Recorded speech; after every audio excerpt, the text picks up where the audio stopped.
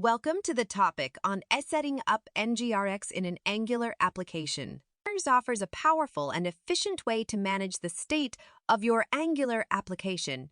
In this topic, we'll guide you through the process of setting up NgRx and its core components, enabling you to harness the full potential of state management in your Angular projects. 1. Installing NgRx packages. The first step is to install the required NgRx packages. NgRx is composed of several packages including NgRf TRSTELIICLIIANGS. 2. Creating the app state. Next, let's define the shape of our application state. The application state is typically represented as an interface, describing the different pieces of data we want to manage. 3. Implementing reducers.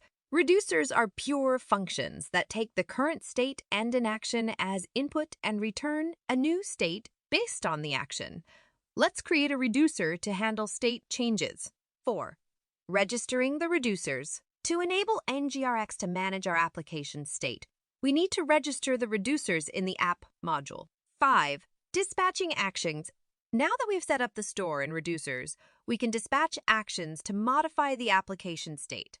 Actions are plain JavaScript, objects that describe an event or an intention to modify the state. Summary. Setting up NgRx in an Angular application involves installing the necessary packages, defining the application state, implementing reducers, registering the reducers in the app module, and finally, dispatching actions to modify the state. In this topic, we walk through the steps to set up NgRx, enabling you to manage application state efficiently and in a scalable manner.